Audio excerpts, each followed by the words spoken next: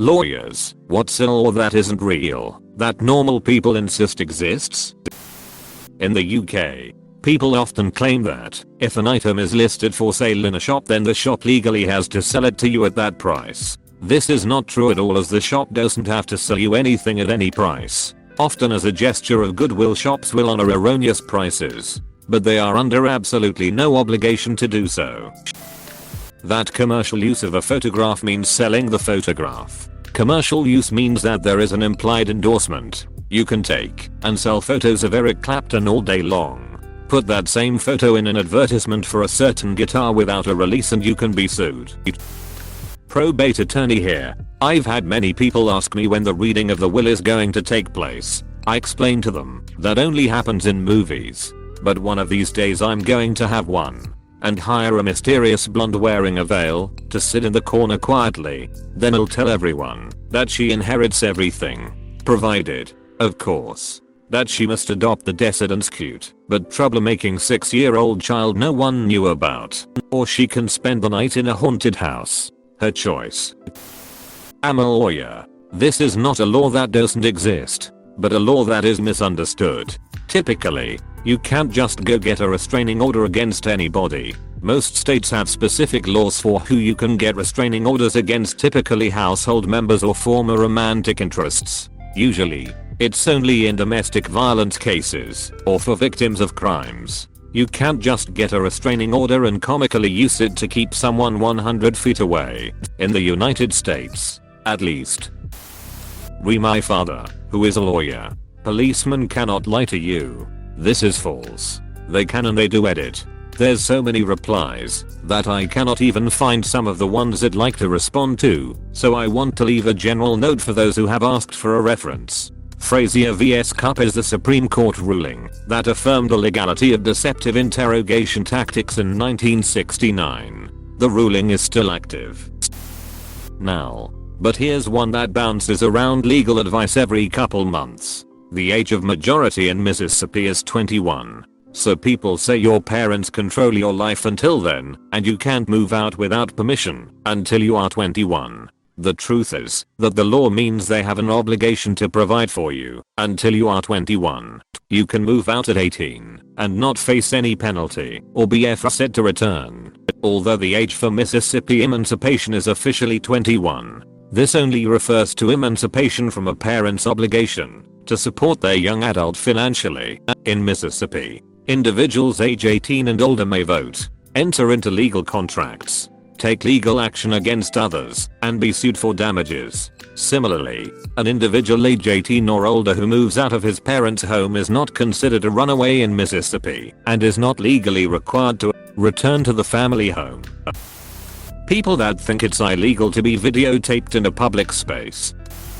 An arrest isn't magically invalidated if the police don't read you your rights on the spot. There could be a whole thread of just misconceptions people have from watching cop TV.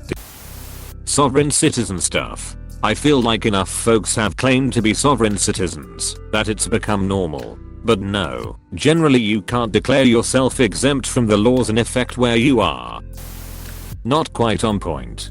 A lot of people don't understand that co-signing a loan means that you are on the hook for the loan as much as the other person. The car gets repoed, and then they are shocked that their wages are getting garnished. Co-signing is not you saying you think your friend is a cool dude who is good for it. You are saying you will pay for it if they don't. And they want you on the hook because they think there is a good chance the main applicant is a deadbeat. Basically, don't cost an acid for anybody. Circumstantial evidence. Often pop culture portrayal of criminal law tries to draw a distinction between hard evidence like blood at the scene or a weapon in the suspect's possession from circumstantial evidence such as what a witness heard or mismatched entries in a calendar that contradict an alibi.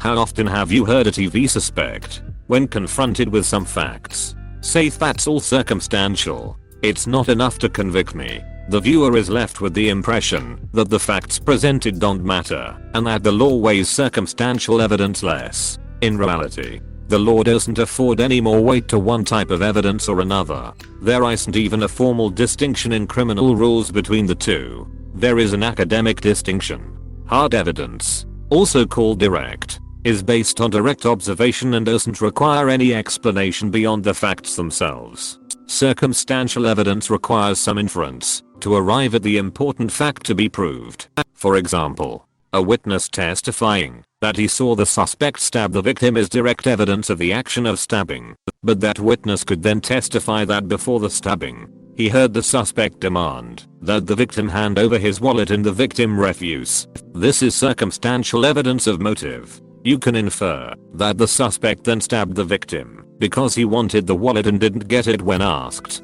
Circumstantial evidence is often vital to establish certain criminal element like motive that can't directly be observed. But there is no get out of jail free card just because evidence is circumstantial. If your wife hears you plotting to kill her and sees your axe sharpening equipment in the attic, your neighbor finds your copy of How to Kill Your Wife and Get Away with It, and you write an email to your brother saying I'm going to do it tonight. That hoe cooked my steak well done. You're probably going to jail for murder. It's irrelevant that you destroyed your axe, cleaned the basement perfectly, ensured no witnesses, and fed the body to pigs. Circumstantial evidence can be enough. In California, it's not illegal to discuss your wages with your coworkers, despite what your boss might say. Edit. I'm a lawyer in California. I assume it's the same in the other 49 states, but don't want to speculate. As a former lawyer UK, I lost count of the amount of people that thought jaywalking was a crime. Unless it's a road that specifically states no pedestrians or a motorway, no such offense exists here. Edit. To clarify, I'm talking about it not being a crime in the UK. It may well be elsewhere: Australia, USA, Germany and others. When my parents die, the government is going to seize a big chunk of the inheritance and they'll get nothing. In the US this is a very common misconception. Although state inheritance taxes vary, the US federal taxes on inheritance don't actually kick in until the estate's value exceeds $5 million. So, for the vast majority of working class folks, the federal inheritance tax won't have any effect. But people will still talk to their family lawyers and ask about how much Uncle Sam is taking away when mom or dad die. Even though many people think so, there has actually never been a Danish law allowing you to beat up a Swede with a stick if he should walk across the ice on Øresund during winter. But even though the law has never existed, it doesn't mean it shouldn't. This isn't exactly what you're asking for, but I think it's valuable for people to know. You do not need to wait 24 hours to report someone as missing.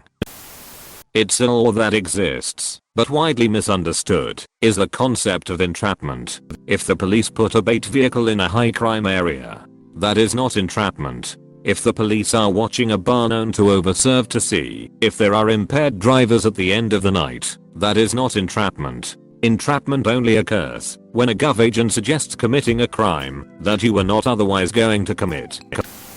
Fighting words is not a defense to battery. It just means that the government can prosecute face-to-face insults likely to lead to a breach of the peace. Not to say that provocation defenses don't exist dependent on jurisdiction, but fighting words in the US refers to an exception to the First Amendment. 1955, 315 US 568.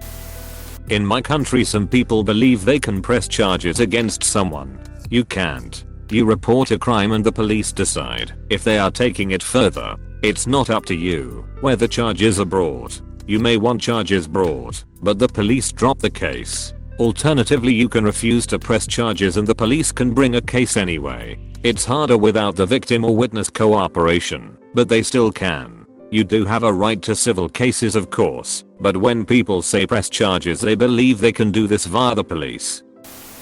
The one that is the most frustrating to me, even though it's not really a specific claim that a particular law exists, more a rule of evidence, is that's just hearsay. You have no evidence. Comes up all the time. In all kinds of contexts. Even lawyers love using it when it suits them. Nothing but hearsay and speculation. Usually, what people mean when they say that is don't believe them. Feel lying. Which, fair enough. But that's not what hearsay means. Lots of evidence is just a person talking.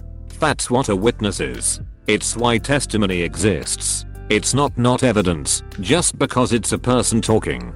Hearsay just means that in most cases, you can't have person A say that person B said this in order to prove that this actually is true. Hearsay. Get it? I heard B say it. It just means your witness can only talk about things they actually know about, and extremely importantly, it also doesn't count as hearsay when person B is actually the person on the other side of the case. Person A is totally allowed to say person B told me yes, I will commit the crime on Tuesday if person B is the defendant who has been accused of committing the crime on Tuesday. You don't get to complain it's hearsay if you're the one who supposedly said the thing they heard. A real but widely misunderstood law is HIPAA. People think it protects you from literally any discussion of your health issues by anyone at all. Nope, not even close.